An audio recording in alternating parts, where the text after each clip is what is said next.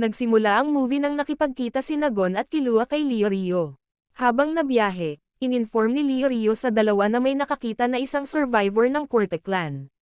Sinuri ni Kurapika kung tunay ito at may nakita sila sa tabi ng inn na kilala ni Kurapika. Ito ay ang kaklan ni Kurapika na si Pyro at nagulat naman si Kurapika dahil hindi niya inaasahan na buhay pa ito matapos na patayin ng Phantom Troop ang Corte Clan. Lumapit si Kurapika dahil gusto ni Pyro na mahawakan ang mukha nito ngunit biglang nagiba ang mukha ni Pyro at kinuha ang mata ni Kurapika. Tinulungan ni Leorio si Kurapika ngunit nakatakas si Pyro kaya ngayon, nasa ospital si Kurapika. Pinuntahan ng tatlo si Kurapika at nagising si Kurapika nang hawakan ni Gon ang kamay nito. Nagising na si Kurapika at tinanong nila Gon dito ang tungkol pa kay Pyro. Kwento ni Kurapika na si Pyro ay ang nag-iisang naniniwala sa kanya noong nasa village pa siya ng clan nila at napaliligiran ng village nila ang isang magandang gubat. May nakilala silang nagngangalang Sheila sa may gubat dahil iniligtas nila ito at may binigay si Sheila na libro. Ang librong ito ay tungkol sa paglalakbay ng isang hunter. Natuwa sila sa nabasa nila at nangarap na makapunta sa labas ng kanilang village.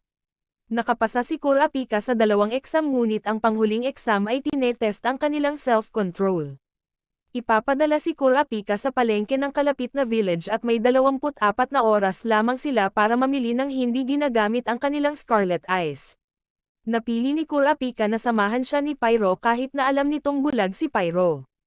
Pumayag naman ang elder at may binigay itong eye drops para hindi mag-trigger ang Scarlet Eyes ngunit kung nag-trigger man, pinatitigil na ng elder na mamili ang dalawa at umalis agad sa village. Kinuha ni Pyro ang eye drop ngunit nahulog nito at nakuha rin naman ni Pyro ng mag-isa sa sahig. Umalis na sila at masayang namili sa village ngunit biglang may nabanggang mayabang na lalaki si Pyro at nadumihan ng alak ang damit ng lalaki. Humingi ng tawad si Pyro ngunit gusto ng lalaki ng pera kaya binigay ni Pyro ang ipon niya. Hindi na kontento ang lalaki kaya nagagalit na si Kurapika ngunit pinapakalma siya ni Pyro. Lumuhad si Pyro at humingi ng tawad at ganun din ang ginawa ni Kurapika kahit labag sa loob niya. Lalo pang inasar ng lalaki si Kurapika at sinabing basura si Pyro. Nag-trigger tuloy ang Scarlet Eyes ni Kurapika at binugbog ang 3 lalaki.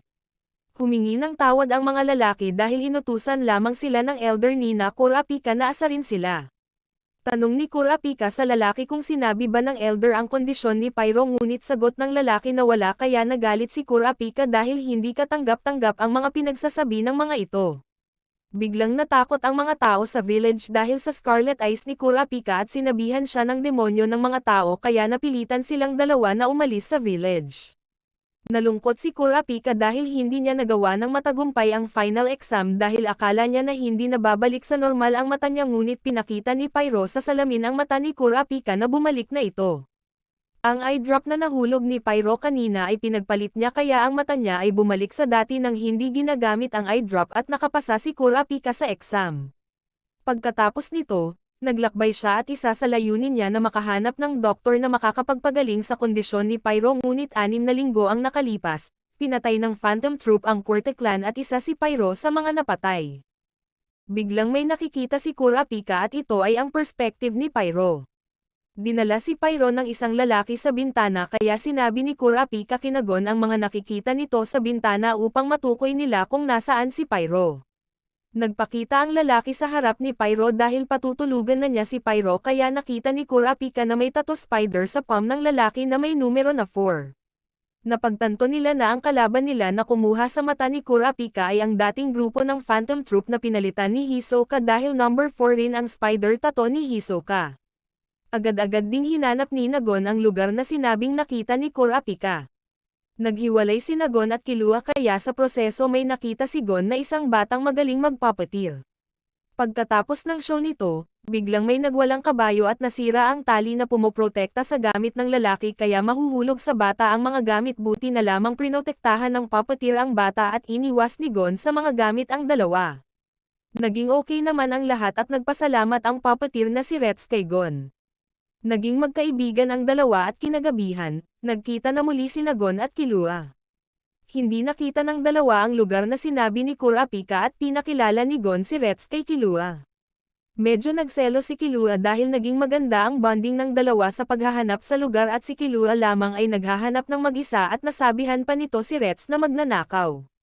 Nagalit naman si Retz kaya tinulak ni Killua si Retz at nagulat si Killua dahil si Retz ay isang babae at hindi lalaki. Kumain sila at humingi ng tawad si Retz dahil hindi niya intensyon na lokohin sila. Nagpanggap siya maging lalaki dahil delikado para sa isang babaeng katulad niya na maglakbay ng mag-isa. Naging masaya ang hapunan ng tatlo at sa may ospital, pinuntahan ni Hisoka si Kurapika. Nagising sina Kurapika at Leorio at tanong ni Kurapika kung anong kailangan nito, sagot ni Hisoka na gusto niyang sabihin ang alam niya tungkol sa nagnakaw sa mata ni Kurapika. Habang natutulog, naramdaman ni Killua at Gon na may paparating at ito ay si Uvo Jin. Akala nila na pinatay na ito ni Kurapika at alam ni Uvo Jin na hinahanap nila kung sino ang kumuha sa mata ni Kurapika. Pinababa nito si Gon at Killua ngunit ayaw nila. Dahil dito, gumamit si Uvo Jin ng Big Bang Impact kaya tumakbo ang tatlo para hindi tamaan ng atake. Pinapatakbo na ng dalawa si Retz at sumugod na si Uvo Jin sa dalawa. Ginamit ng dalawa ang Ren upang maprotektahan sila sa suntok ni Uvo Jin ngunit napatalsik pa rin sila nito. Nagtulungan ang dalawa sa pag-atake ngunit nakiliti lamang si Uvo Jin. Walang laban ang dalawa kay Uvo Jin kaya natatakot na si Killua dito at naaalala nito ang sinabi ng kuya niya na huwag kakalabanin ang hindi niya kayang talunin. Dahil natatakot, pinatatakbo na ni Gon si Killua. Umatake muli si Uvo Jin ngunit dumating si Nobunaga para hiwain si Uvo Jin at ininform ni Nobunaga na si Uvo Jin ay isa lamang puppet. Hindi man lamang nasugatan ang pekeng Uvo Jin sa mga hiwa ni Nobunaga at gagamit sana si Uvo Jin ng Big Bang Impact ngunit alam ni Nobunaga ang kahinaan nito dahil partner niya si Uvo Jin dati at pinaghihiwa ni Nobunaga si Uvo Jin kaya natalo niya ito. Alam ni Nobunaga na naruroon sa paligid ang ex-troop member na si Omokage kaya pinalalabas niya ito. Nagpakita na si Omokage at sa kabilang banda, sinabi ni Hisoka ang tungkol kay Omokage. Si Omokage ay isang self-proclaimed divine puppeteer na nen-user na may specialist type. Pumapasok ito sa mga puso ng ibang tao at ginagamit ang mga nararamdaman ng tao upang makagawa si Omokage ng puppets. Kahit na kontrol ni Omokage ang mga puppets, naruroon pa rin ang mga alaala ng tao na ginawa ni Omokage na puppet at gustong-gusto ni Omokage na gamitin ang mga alaala na ito. Napagtanto nila na ang nakita nilang Pyro ay isa lamang puppet ni Omokage para lamang manakaw ang mata ni Kurapika.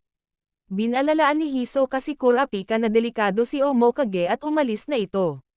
May nilabas na mga Shadow Beast si Omokage at isa sa mga puppet nito ay si Pako. Umalis na si Omokage at sumugod ang mga puppets ni Omokage. Biglang dumating si Machi at hinuli niya ang mga puppet gamit ang Nen Threads at tinapos ni Nobunaga ang 5 puppet sa pamamagitan ng paghiwa sa mga ito.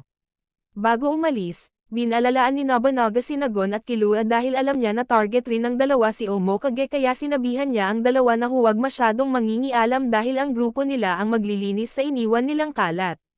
Pagkatapos nito, namili muna si Gon na maisusuot ni Retz. Tanong ni Killua kung saan ang lugar na sinasabi nito na hinahanap nila dahil ayaw na nitong isama si Retz dahil malalagay lamang ito sa panganib kapag sinama nila si Retz. Ngunit gustong sumama ni Retz dahil sa tingin niya kapag kasama niya ang dalawa, may pupuntahan siyang makabuluhan. Nag-usap muna si Gon at Killua sa labas at pinasunod ni Retz ang doll niya para tingnan ang dalawa. Sabi ni Killua kay Gon na hindi niya pinagkakatiwalaan si Retz ngunit sabi ni Gon na may napapansin siya na mayroon sa loob na isang bagay sa puso ni Retz at gusto niyang alamin kung ano ito kaya gusto ni Gon na isama si Retz. Sabi ni Killua na pagtataksilan lamang siya ni Retz at bigla niyang naalala ang sinabi ni Illumi kay Killua na pagtataksilan niya lamang ang kanyang mga kaibigan kaya mas mabuti pang huwag na lang siya na magkaroon ng kaibigan. Dumating si Retz at nakiusap kay Killua na hayaan nilang tumulong siya sa kanila at aalis agad siya kapag napunta na sila sa sinasabi ni Retz na hinahanap nilang lugar. Pumayag na si Killua at pagkaturo ni Retz kung saang lugar ito, iniwan na ni Gon si Retz. Pagkapasok ng dalawa sa mansion, umakyat sila sa taas at naruroon ang puppet Illumi. Sabi ng peking Illumi na bakit hindi nakinig si Killua sa kanya at nagkaroon siya ng kaibigan. Nagsawa na si Illumi at wala nang inaasahan kay Killua. Kaya balak ni Illumi na kunin ang mata ni Killua dahil utos ito ni Omokage. Mabilis na lumapit ang Peking Illumi at sinipa papalayo si Gon. Naninigas si Killua nang nasa harap niya ang kuya niya. Nagbato ng thumbtack si Illumi kay Gon para hindi namang istorbo pa sa kanilang dalawa na magkapatid at natusok nito ang damit ni Gon kaya hindi na makaalis ito sa pader. Tumakbo si Killua papalayo dahil sa takot at iniwan si Gon. Nakaalis na si Gon sa pagkakatusok ngunit wala siyang laban kay Illumi at tumalsik siya sa bintana. Tutulungan sana ni Killua si Gon ngunit hindi niya kayang malabanan ang kuya niya dahil takot ito. Hindi makagalaw si Killua dahil sa takot at balak ng kunin ng Peking Illumi ang mata nito ngunit prinotektahan ni Gon si Killua. Ngunit ang resulta, si Gon ang nakuhaan ng mata ng Peking Illumi. Dumating si Retz at naiinis si Killua sa sarili niya dahil siya ang nagtataksil kay Gon kaya tumakbo siya papalayo. Umiiyak si Killua sa may riles at biglang may dumating na tren. Biglang dumating si Gon at muntikan na silang mabangga ng tren. Tanong ni Killua kung bakit siya naruroon dahil pinagtaksilan niya si Gon. Sagot ni Gon na sinubukan ni Killua na lumaban at wala siyang pake kung pinagtaksilan siya ni Killua dahil naniniwala pa rin si Gon sa kanya. Tanong ni Killua kung nasaan si Retz. Sagot ni Gon na hindi niya alam at maaaring bumalik na kay Omokage. Matagal nang alam ni Gon na ang mga mata ni Retz ay kay Omokage. Hinayaan ni Gon na makuha ng Peking Illumi ang mga mata niya kaya alam na ni Gon kung nasaan si Omokage. Biglang dumating sina Kurapika at Leorio at balak na ng apat na puntahan si Omokage. Tama ang hinala ni Gon na nakay Omokage si Retz dahil kapatid niya ito.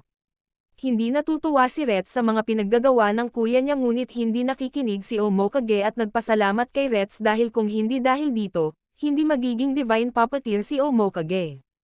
Sa nakaraan, nag-eksperimento si Omokage sa paggawa ng puppet na buhay. Ginamit niya si Retz para maperpekto ang teknik niya ngunit nawala ang mata ni Retz sa proseso dahil sa trial and error. Binuhay niya muli si Retz sa pagkamatay at ginawang puppet kaya naghahanap si Omokage ng mata na bagay kay Retz. Naramdaman ni Omokage na papalapit na si Gon kaya kinuha muna nito kay Retz ang mata niya. Nakarating na ang apat sa kinaroroonan ni Omokage kaya winelcome ni Omokage ang apat sa Mansion of Dolls niya. Tanong ni Kurapika kung si Omokage ba ay kasama sa pagpatay sa Korte Clan, sagot ni Omokage na oo at nagustuhan nito ang kabaitan ng lahat at masarap rin daw ang mga dugo nila. Pinakita ni Omokage si Pyro at si Illumi at pati na si Retz. Sabi ni Omokage na kung kinakaawaan nila si Retz, bigyan pa nila ng mata si Retz ngunit naniniwala si Gon na hindi magiging masaya si Retz pag ganon. Balak ni Omokage na kunin ang mga mata ni Killua at Leorio at sinimulan na niyang pagalawin ang kanyang mga live dolls. Umatake si Pyro at napatalsik nito si Leorio.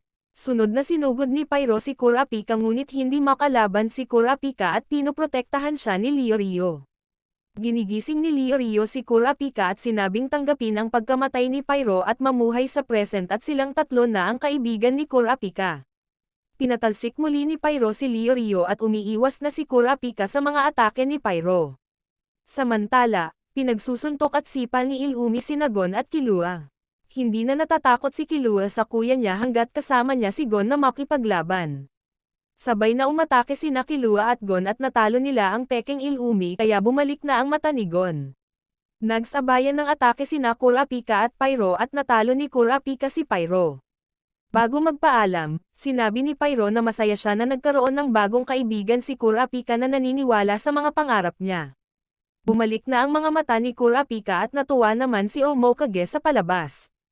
Ibinahagi ni Omokage ang dahilan kung bakit siya sumali sa Phantom Troop at ang dahilan lamang ay makagawa siya ng doll ng bawat miyembro kaya nilabas na nito ang miyembro ng Phantom Troop. Walang laban ang apat sa Phantom Troop na mga puppets kaya tumulong na si Hisoka dahil kanya lamang sinagon.